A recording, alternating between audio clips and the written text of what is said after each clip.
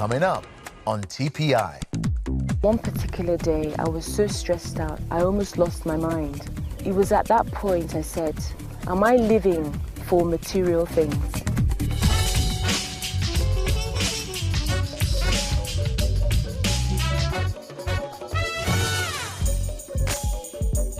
Hello and welcome to TPI. We have quite the show in store for you, so buckle up. Bishop John Francis is an internationally known preacher who got his start as a singer-songwriter. Erica Linney sat down with him to have a candid interview about the state of gospel music and the church.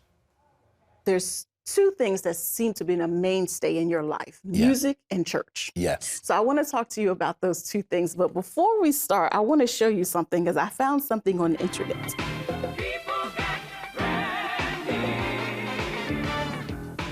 Do you remember this show? Oh, yes. People get ready. People get ready.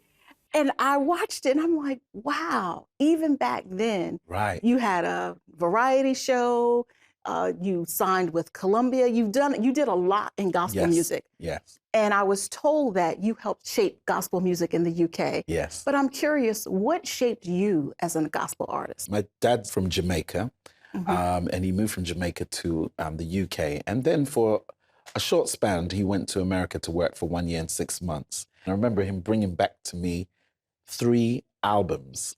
Those days, they had those big albums. And it was James Cleveland and the Southern California Community Choir. And I was blown away.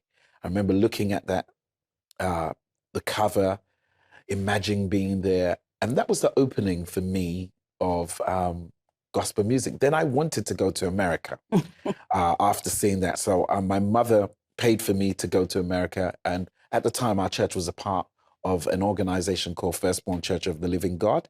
And so we went to a place called Waycross, Georgia. By the way, it's way across Georgia. That's what I say to people. While I went there, it was the General Assembly, and I met a guy named Douglas Miller. He was doing the choir at the time, and I had an opportunity to be a part of the choir, and it radically changed my life. I came back home and started my own choir. And that was the kind of the beginning of the gospel journey for me. Our choir ended up singing on a secular album with a group called Madness. I know the name is Madness, and they were known for Madness. And because of that, they were edgy. We got to sing on that album, and it hit the charts. After that, we approached the record company, and they gave us a record deal. And then the next thing, we were signed to CBS Records, which is now Sony Music. And the whole gospel music situation blew up, and I kind of believe I was one of the first to pioneer that sort of gospel music in the country. Now, I read in an article, it said that you were signed at a time when the British recording industry thought that gospel music was a quaint idea. Yes. So what is the view of gospel music now in the UK? Well, at that time, you got to understand there was a lot of stuff going on. I think New Jersey Mass Choir was doing I Want to Know What Love Is and stuff like that. So there was this interest in it. Now it sits again. It's funny, it's kind of coming back to the same cycle again. Gospel music was always there, but in terms of now, that whole excitement has stirred all up again. Now, one trend I'm seeing in, I guess we would call worship music, there's cross-cultural going on. There's a lot of African artists working with African-American artists. Yes. And you have your contemporary artists like the Elevation Churches and Passion. They're working with Tasha Cobbs. And I was wondering, how do you see that breaking down the walls, the cultural walls and the cultural barriers in the church? Because of social media, I think the whole world has come more closer. So before, whereas African music was over there and that music was over there, now everyone's traveling and realizing, for example, as they go to different countries, there need to be this synergy between the music. So I think right now it's all to do with how social media has moved and has caused now everyone to be more open to different styles of worship, because it's all worship, but obviously different expressions. So I think it's a great thing that's happening right now. Wow.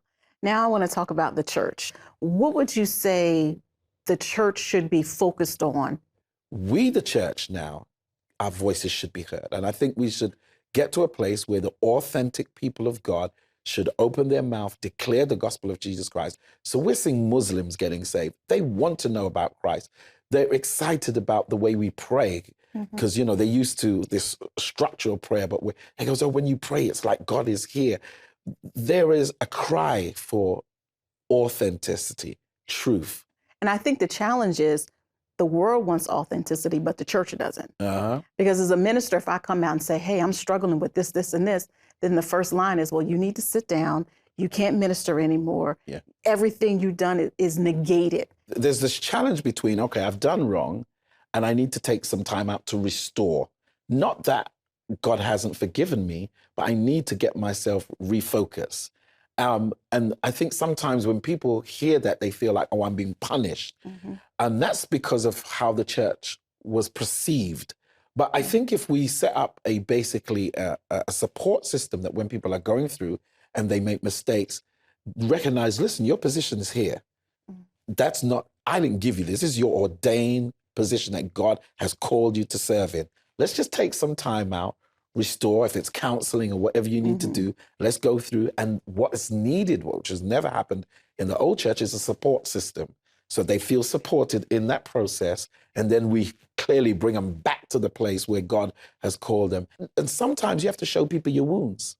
You have to show them, look, this is where I got cut. Your wounds are your testimony. And people can't relate. In fact, I can't relate to someone who ain't been through anything. And I don't want nobody to preach to me who ain't been through anything, because I won't be able to relate to you. So what this world wants to hear is people who is real, who's been through, and say, here, look, this happened to me. I messed up. This is how I got this. That's what Jesus did. And I think that gospel is now coming through, whether we like it, yes or no. Amen. Wounds are your testimony. Don't be ashamed to tell people your struggles. Authenticity is the key to effectively sharing the gospel message with the world. Up next, the young woman in our next story was the life of every party. She was rich, beautiful, and had money to buy absolutely anything she wanted. Eventually, all of the money ran out, leaving her lost and in a state of deep depression. Take a look. I became frightened, I became insecure, I became worried, I even became ill because I couldn't cope with all these things that were going on around me.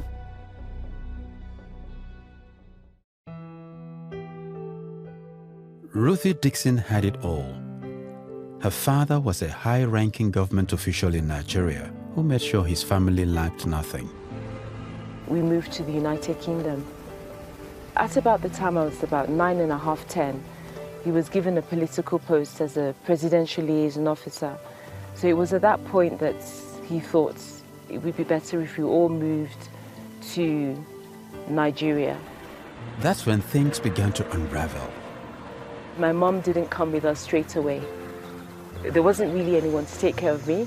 I was put into the boarding house, and during the holidays, I'll be left at home with the helpers. Throughout her teenage years and entering university, Ruth made her own choices, which were not always good. I had everything I needed. I had the money I needed, went out to parties, had friends, that were not a very positive influence in my life. Ruthie was rich, beautiful, and very popular, the life wire of campus parties. However, there was another set of people desperately trying to get her attention. One thing that was quite recurrent in my journey was at specific points, people would come to me and share the gospel, and I would always listen. But Ruth would not pay attention to the messages she heard. I just felt it wasn't for me. I didn't think that God was calling me. After graduation, Ruthie returned to the UK and continued to live what appeared to be a perfect life. I had everything at this point that I had wanted, a house, a car, everything was going well in a very beautiful neighborhood. I could shop where I wanted, I could buy everything. Over time, Ruthie's lifestyle became too expensive to maintain. She extended her credits, and eventually the debt collectors came knocking, taking everything of value. I became frightened, I became insecure, I became worried, I even became ill because I couldn't cope with all these things that were going on around me. Ruthie lost her home and depression took over her life. On one particular day, I was so stressed out, I almost lost my mind. And it was at that point I said, am I living for material things? Ruthie moved in with an aunt who was a Christian. She started attending church and reading Christian literature. It was talking about the redemptive power of the blood and how the blood has redeemed us from the curse of the law. And it was this write-up, and I read it, and I just had this deep understanding of the work of Christ, what he did for us, what it meant for us, the fact that I was a sinner.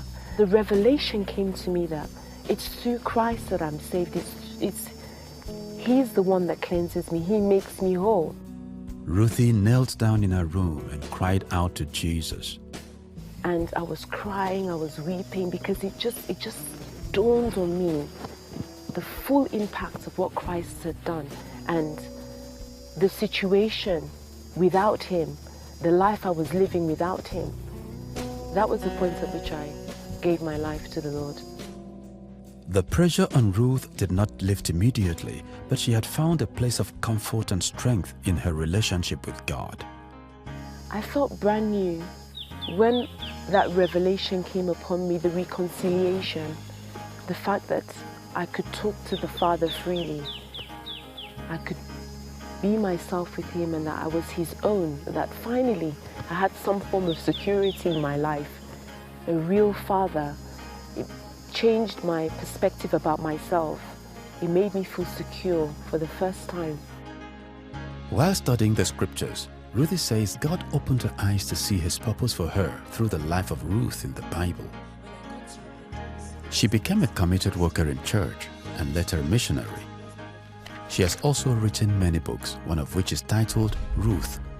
A lot of the pressure around me was caused by the material things I was trying to keep up.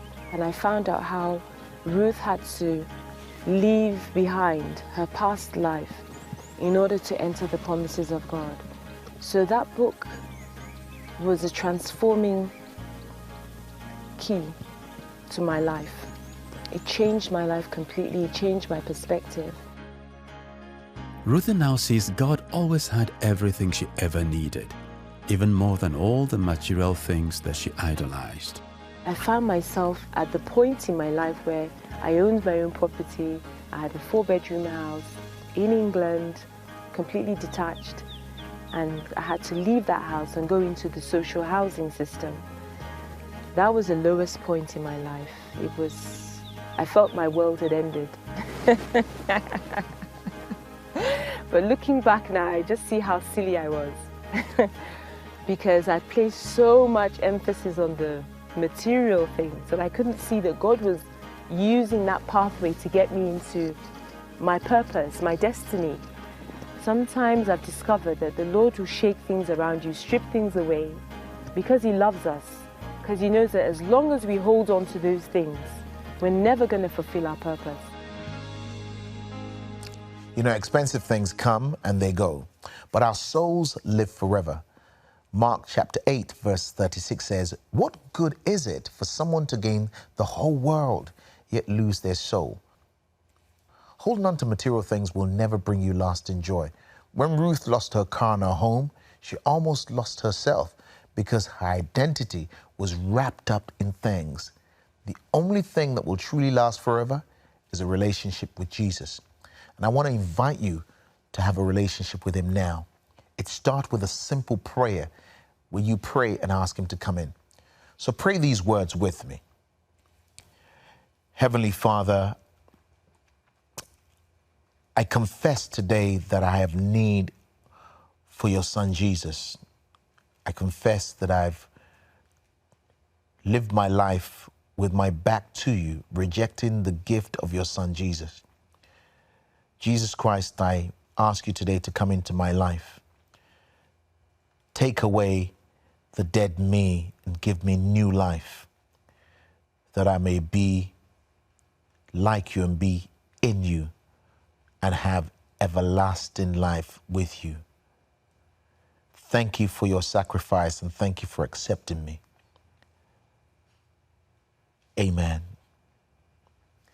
If you prayed with me, we'd love to hear from you. During the break, you can find out how to reach us. Stay right here. A true legend joins us on the TPI stage.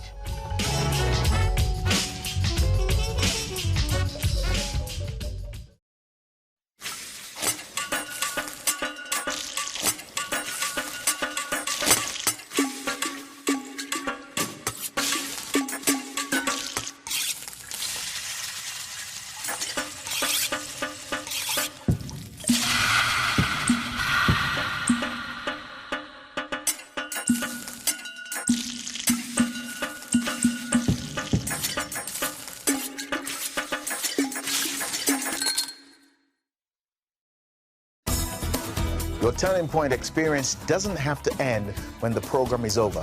Follow us on your favorite social media.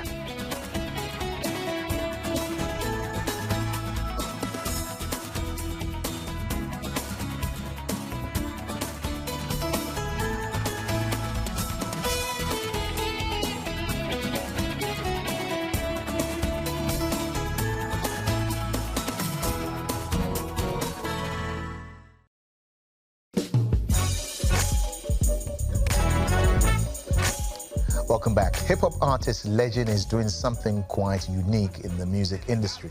He's using his platform to share a message of hope and forgiveness around the world through what he calls the Renaissance movement. Welcome, Nigel Legend Anderson. What's up, my brother? I'm doing good. Yeah. I'm doing good. I can tell. When you say, what's up, I'm like, okay, what's the hip-hop way to respond? Just what's up? Just say it back. Now, Legend. Yes, sir. What's that? It's my name, Nigel, backwards. It just says Christ reversed my life completely.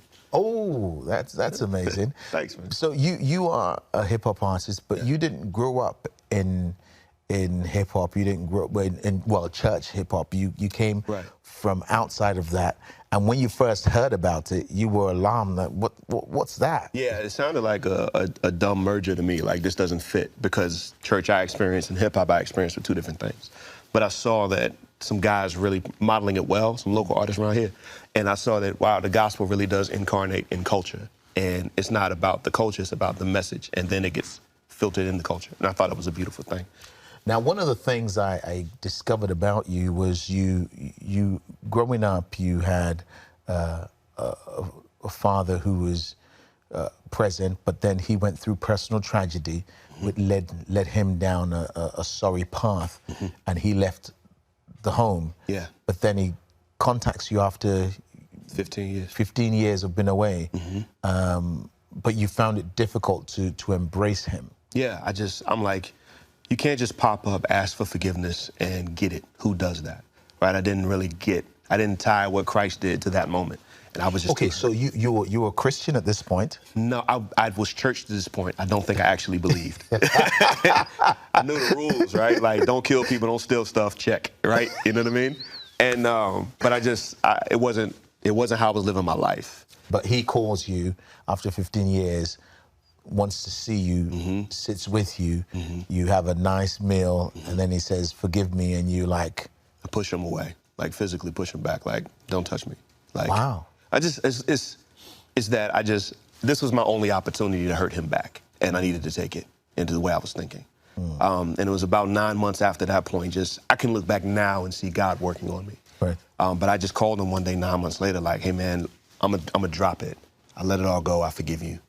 And he's just like, he's so grateful. He's like, man, thank you. Let me come see you this weekend. I'll come down from DC where he was staying. And I was like, man, just slow up. Let's just do the phone thing for a while, but I love you and I forgive you. And then right after that phone call, he passed away.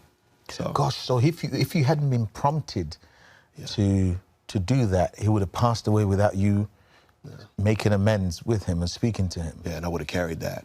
Wow. And that's why I can look back and see God's hand in it. I can even see God saying, let me keep him alive long enough to get this. And I don't understand how that works, but it was just like, he could have went at any moment. But it wasn't until I said, I forgive you, then he left. Now, you're father yourself now. Yes, sir. If you had to revisit that moment now, how would it be different for you, knowing what you know about being a father and how you feel towards your children? I would have worked my hardest to let it go sooner so that I could have enjoyed those 9 months better.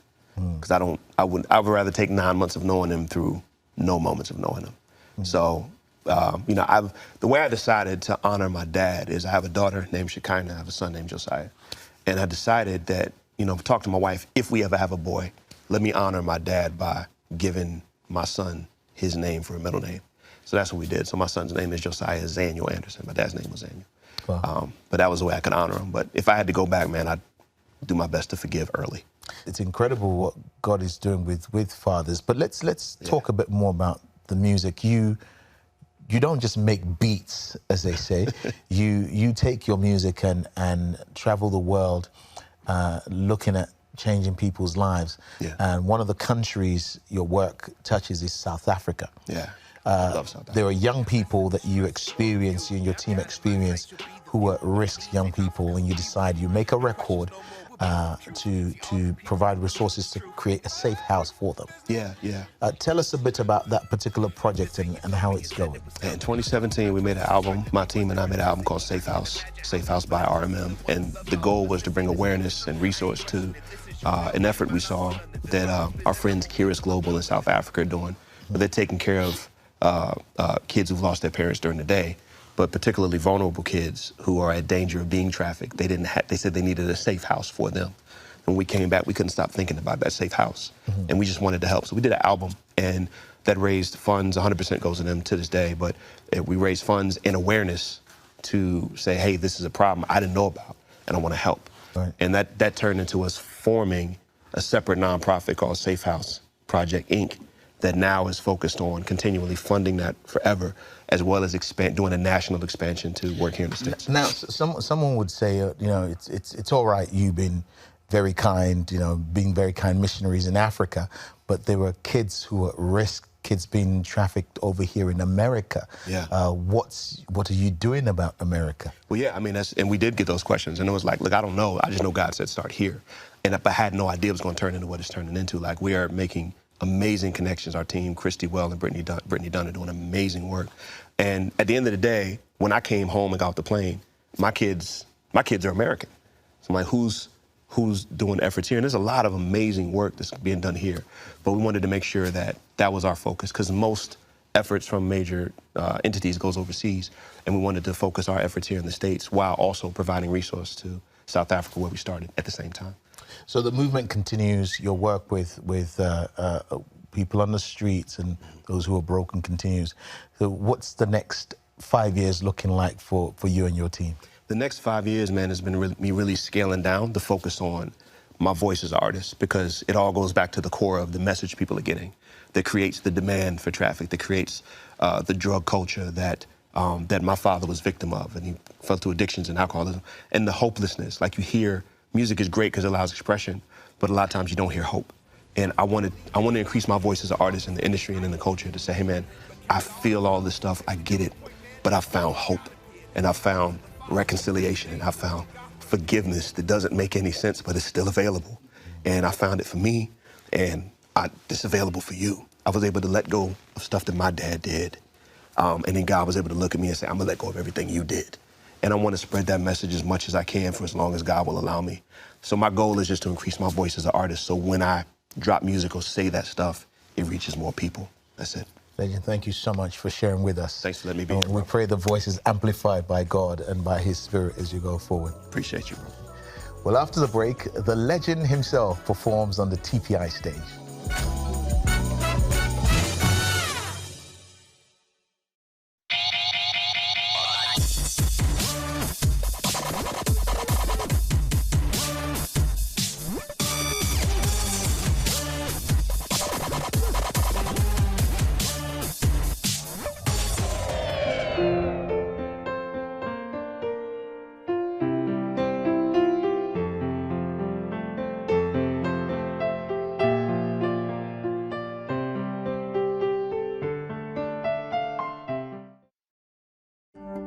Your Turning Point experience doesn't have to end when the program is over. Follow us on your favorite social media.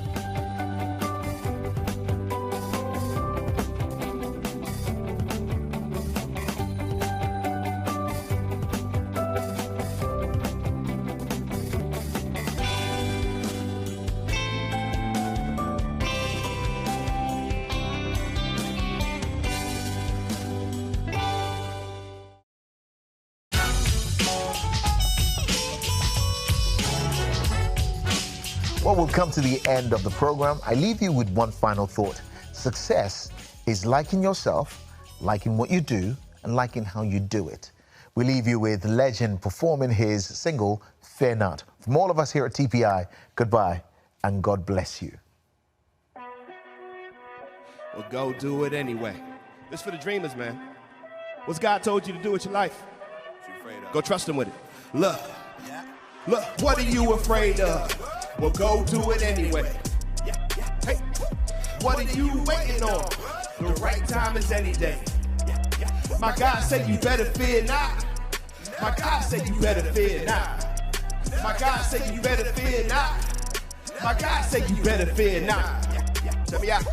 On a narrow road, I was looking for a guy, better old guy who had been around some time. He took me to a graveyard, much to my surprise. This was the best place he could teach me about life. The richest place you'll find is the cemetery side, where the people buried died with their riches left inside. Looked me in my eyes, then he said simply, you want to live full? You better die empty. Don't you dare die if you ain't live. This for you. Already dead, living in your fears. Don't you dare die if you ain't live. Already dead, living in your fears. Don't you dare die if you ain't live. Don't you dare die if you ain't live. Don't you dare die if you ain't live. Don't you dare die if you ain't. What are you afraid of? Well, go do it anyway. Yeah. Woo, woo. What are you waiting on? The right time is any day. What my God say? My God said you better fear not. My God said you better fear not. My God said you better fear not. My God said you better fear not. Check me out. I looked back at him and said, what do you mean? He looked back at me. Go follow your dreams. Yesterday's gone. Tomorrow's just a dream. You only have now. There is no in between. I said, I know my purpose. I often thought about it, but don't feel good enough. There was an awkward silence. Took me to a tombstone with my name on it. Said Nigel knew his purpose and he often talked about it. Many stuck in fear, but they seldom walk about it. Many know the way, but they mostly walk around it. Many know the word, but still mostly doubt it. Stay on that narrow path if you want to stand about it. With that last bit of wisdom, he started to fade away. I said, wait, anything else that you want to say? He said, we keep these treasures in jars of clay. Spend them now. Once they break, you can't take them anyway, so why wait? Don't you dare die if you ain't live. What's God told you to do? Living in your fears. Don't you dare die if you ain't live. You're already dead living in your fears. Don't you dare die if you ain't live. Don't you dare die if you ain't live. Don't you dare die if you ain't live. Don't you dare die if you ain't. What are you afraid of? Well, go do it anyway. You gotta trust the great God, man. What are you waiting on? The right time is any day. My God say you better fear not. What'd he say? My God say you better fear not. That's for you. My God say you better fear not. My God say you better fear not.